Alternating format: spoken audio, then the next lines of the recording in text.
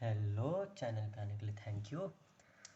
पिछले वाली वीडियो में जो जो तुमने बताया वो कर लिया, लाइटिंग थोड़ी ठीक कर लिया। अब ये वीडियो सबसे छोटी बनाने की कोशिश करूँगा और इसमें गिनती के 5 ही क्वेश्चन है। पहले ये फार्मूलाज याद कर लो, देख लो। सॉलिड स्फीयर के लिए फार्मूला क्या होता है? इसको अपन नॉन कंडक्टिंग भी बोलते हैं। होता क्या है ये? Electric field is present inside sphere. Sphere जो होगा उसके अंदर इलेक्ट्रिक फील्ड होगी। अब इसके 3 फार्मूला है। पहला इनसाइड के लिए E is equal to k q upon r, k q small r upon capital R cube. ठीक है। If small r is less than capital R, इसका मतलब जो अपने पास स्फीयर था, रुको, मैंने शायद गलती से ये बोल दिया था small r is greater than, less than, small r is less than capital R. इसका मतलब जो अपने पास शेल है उसके अंदर कितनी इलेक्ट्रिक फील्ड होगी, क्योंकि ये नॉन कंडक्टिंग है, इसके अंदर होगी, याद रखना। और वो कितनी होगी? ये तो अपना कैपिटल आर था जो अपने शेल का रेडियस है, और ये अपना स्मॉल आर जितनी अपन को निकालनी है। स्मॉल आर अंदर के लिए, सरफेस के लिए या बाहर के लिए अपन स्मॉल आर ही लेंगे। ठीक है। अब अंदर इलेक्ट्रिक फील्ड इसके सॉलिड स्फीयर के अंदर कितनी होती है? K q small r upon capital R cube. Surface पे होती है k q upon capital R square, और आउटसाइड के लिए अपने पास होती है k q upon small r square. ठीक है। स्मॉल आर इसलिए लिया क्योंकि ये तो अपना स्फीयर हो जाता जिसका रेडियस होता कैपिटल आर, और ये अपना आउटसाइड वाला पॉइंट हो जाता गॉसियन सरफेस का, जो अपना हो जाता स्मॉल आर। पूरा स्मॉल आर पे डिपेंड करता है ये वाला। अगला है कंडक्टिंग। कंडक्टिंग को अपन स्फेरिकल शेल भी बोलते हैं। थोड़ा ऊपर, कंडक्टिंग को अपन स्फेरिकल शेल भी बोलते हैं। कंडक्टिंग का मतलब जो कंडक्टर्स होते हैं। अब कंडक्टर्स के अंदर चार्ज हमेशा ज़ीरो होता है, तो इनसाइड का तो अपना याद हो गया। आउटसाइड के लिए होता है k q upon r square, और सरफेस के लिए भी इतना ही होता है। ठीक है। इसका मतलब क्या होता है? Electric field inside sphere is zero. बता ही दिया था अभी। ये फार्मूला याद कर लो, इम्पॉर्टेंट है। इनफाइनाइट लॉन्ग प्लेन शीट के लिए फार्मूला है F sigma upon epsilon not. Sigma होती है अपनी चार्ज डेंसिटी। अब क्वेश्चन करते हैं। पहला क्वेश्चन है, identify that which graph represent the force between one electron and one proton versus distance between them. Electron proton तो बस दिखाने के लिए है, वरना ये दो अपन को चार्ज दिया है, दोनों की डिस्टेंस दी है। अब अपन को क्या निकालना है? फोर्स और डिस्टेंस का ग्राफ। ये दोनों तो बस दिए हुए हैं और कुछ नहीं है। यहाँ पे देख लो, ऑप्शंस में भी देख सकते हो, फोर्स डिस्टेंस। ठीक है। अब करते हैं, कौन सा वाला होगा? फोर्स निकालनी है। फोर्स का फॉर्मूला अपन को पता है, F इज इक्वल टू के Q1 Q2 upon r square. तो उस फॉर्मूले के हिसाब से फोर्स और डिस्टेंस का निकालना है। डिस्टेंस है R, फोर्स है F। ये दोनों एक दूसरे के इन्वर्सली प्रोपोर्शनल है। इन्वर्सली प्रोपोर्शनल का ग्राफ कैसा होता है? ऐसा, ऐसा, ऐसा या ऐसा, ये होता है। तो इस पे अपन टिक लगा देंगे। ये हो जाता, लेकिन यहाँ पे मीट कर गया, वरना हो सकता था। बाकी ये थोड़ा ज़्यादा ही लंबा हो गया। ये तो अपना होगा ये। अब समझ गए होगे मैंने ये पेपर क्यों लगाया था। अगला क्वेश्चन है, graph for electric field versus distance for a solid sphere of radius A containing charge q for r is greater than और इक्वल टू a। अभी फार्मूला करवाया था। ग्राफ फॉर, हो गई, चलो कोई बात नहीं, तुम लोग करो। Graph for electric field versus distance. अब ये है क्या? पहले सॉलिड स्फीयर है। सॉलिड स्फीयर के लिए अपन कैसे रखता है? इतना लिख ही क्यों रहा हूँ। सॉलिड स्फीयर के अंदर भी होती थी इलेक्ट्रिक फील्ड, ठीक है, और बाहर भी होती थी। सॉलिड स्फीयर के अंदर भी होती थी, बाहर भी होती थी। वैसे तो इसी चीज़ से तुमको ये पता चल गया होगा कि ये ऑप्शन भी नहीं होगा, ये ऑप्शन भी नहीं होगा, और ये इन्वर्सली प्रोपोर्शनल का ग्राफ है, तो ये तो चलो पता चल गया क्यों होगा। अब बताता हूँ आगे की चीज़। फॉर्मूला में अपने क्या था? R इज़ ग्रेटर देन ए अपन इसको स्मॉल r भी लिख सकते हैं। ठीक है। R इज़ ग्रेटर देन यानी तुम इसको ये भी तो कह सकते हो small r is less than capital R, याद आया अभी पीछे किया था। इसका मतलब इनसाइड, इनसाइड अपने लिए कितना हुआ, एक सेकंड, सॉरी, हाँ तो इनसाइड अपने लिए होगा, फॉर्मूला जितना याद है, k Q R upon capital are का स्क्वायर। ये स्क्वायर है या क्यूब है पीछे से चेक कर लेना।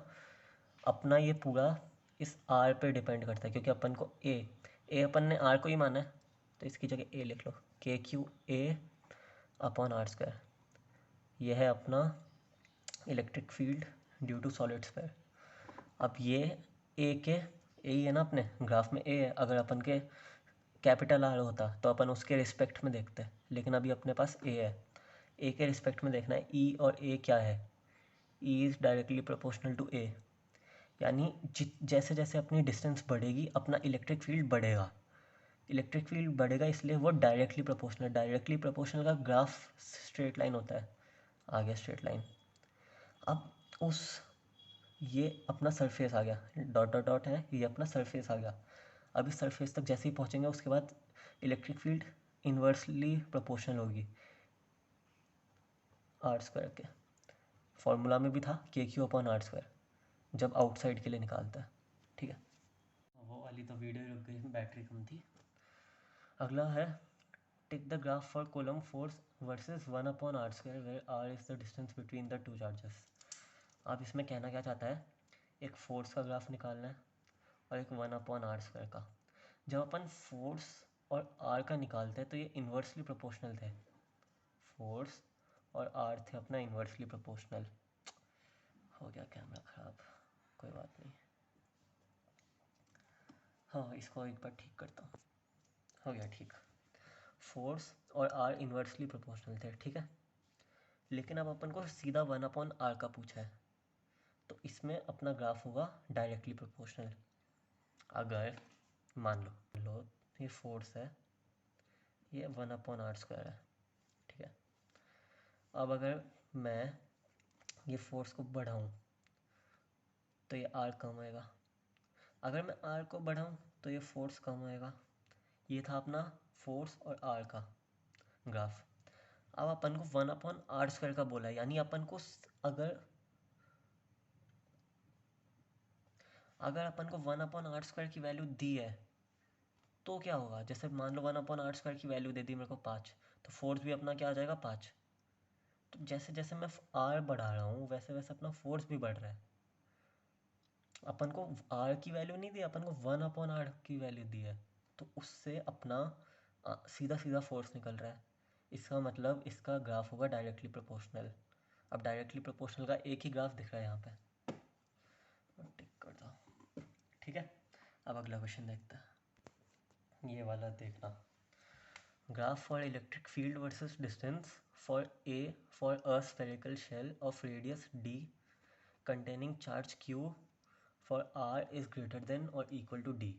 यहाँ पे अपन को सीधा सीधा बोला है कि स्फेरिकल शेल है। स्फेरिकल शेल मतलब कंडक्टिंग, जिसके अंदर चार्ज तो होता है चलो, लेकिन इलेक्ट्रिक फील्ड लाइंस नहीं होती। इलेक्ट्रिक फील्ड वर्सेस डिस्टेंस यानी r, यहाँ पे d दिया है तो अपन d ले लेता है, वरना आएगा स्मॉल r, ठीक है। इसके लिए फॉर्मूला क्या दिया था मैंने, अंदर तो ज़ीरो होती है, ठीक है। हाँ माना, चलो टिक किया हुआ है, तुम लोग थोड़ा मान लो, ये तो तुम्हें पता चल ही गया कि चलो टिक है, क्या ही हो जाएगा, क्यों हुआ टिक, ये भी तो हो सकता था, ये क्यों नहीं हुआ बताओ। अगर चलो ठीक है तुमने ये टिक देख लिया, मेरी भी नज़र नहीं पड़ी, ठीक है, ये वाला क्यों नहीं हुआ, सोचो। इलेक्ट्रिक फील्ड वर्सेस डिस्टेंस, ठीक है, ई है डी है। अब दोनों इन्वर्सली प्रोपोर्शनल है, डायरेक्टली प्रोपोर्शनल है, अपन को क्या ही पता। फॉर्मूला था अंदर तो फील्ड ज़ीरो आएगी, ठीक है, तो इनसाइड ज़ीरो। आउटसाइड के लिए क्या फॉर्मूला था, k q upon small r square. Small r की जगह डी लिख लो क्योंकि यहाँ पे डी दे रखा है। अब इसका मतलब क्या हुआ, अंदर तो फील्ड हो गई एकदम ही ज़ीरो, फिर एकदम से बढ़ गई और फिर 1/r स्क्वायर से नीचे आ रही है, यानी इन्वर्सली प्रोपोर्शनल हो गई। ये इसलिए नहीं हुआ, यहाँ पे ज़ीरो से कहाँ स्टार्ट हुई फील्ड, यहाँ पे तो अंदर भी अपन को फील्ड दिख रही है कुछ, ई तो अपना कुछ है यहाँ पे, इसलिए स्टार्ट नहीं हुई। यहाँ पे तो ई यहाँ से स्टार्ट है अपना, ज़ीरो से, ज़ीरो से गए, आ गए ऊपर पहुँचे, क्योंकि ये एकदम से इंक्रीज़ कर दी, ये सरफेस है, सरफेस पे एकदम से इंक्रीज़ कर दी कितना, के क्यू अपन आर स्क्वायर इतनी हो गई। अब यहाँ पे वन अपन आर स्क्वायर से ये कम होते जा रही है, इन्वर्सली प्रोपोर्शनल, इसलिए अगला वाला में ऐसा नहीं होगा, अगले वाले में मिटा दूंगा। सबसे प्यारा क्वेश्चन है ये, लास्ट है। Which of the following graph is correct for infinite long plane sheet for electric field versus distance. यहाँ पे देख लेना, इनफाइनाइट लॉन्ग प्लेन शीट है, उसका अपन को क्या पूछ रहा है, इलेक्ट्रिक फील्ड वर्सेस डिस्टेंस, ई और डी का पूछ रहा है। इनफाइनाइट लॉन्ग प्लेन शीट की इलेक्ट्रिक फील्ड अपन कैसे निकालते थे, पहले बताया था, सिग्मा अपॉन एप्सिलॉन नॉट। इसमें डी कहाँ है, डी तो है ही नहीं, तो ये डी पे वो ही नहीं करती, मतलब इस डी तुम कितना ही ले लो, इसकी वैल्यू पे कोई फ़र्क नहीं पड़ने वाला, क्योंकि ये या तो सिग्मा की वैल्यू से फ़र्क पड़ेगा या फिर एप्सिलॉन नॉट। तो अब इलेक्ट्रिक फील्ड यानी स्टार्टिंग में जितनी है एंड में भी उतनी रहेगी, कोई चेंज नहीं आएगा, ठीक है। यहाँ पे तो चेंज आ रहा है, टाइम के साथ कम हो रही है, यहाँ पे टाइम के साथ बढ़ रही है, यहाँ पे टाइम के साथ ठीक तो थी, रुकी हुई थी, ई का ई है, और यहाँ पे कुछ कम हो गई, बचा ही है, यहाँ पे ई का ई ही है, कोई चेंज नहीं है, इसलिए यही होगा। थैंक यू वीडियो देखने के लिए, और सॉरी मेरी बीच बीच की थोड़ी गलतियों के लिए।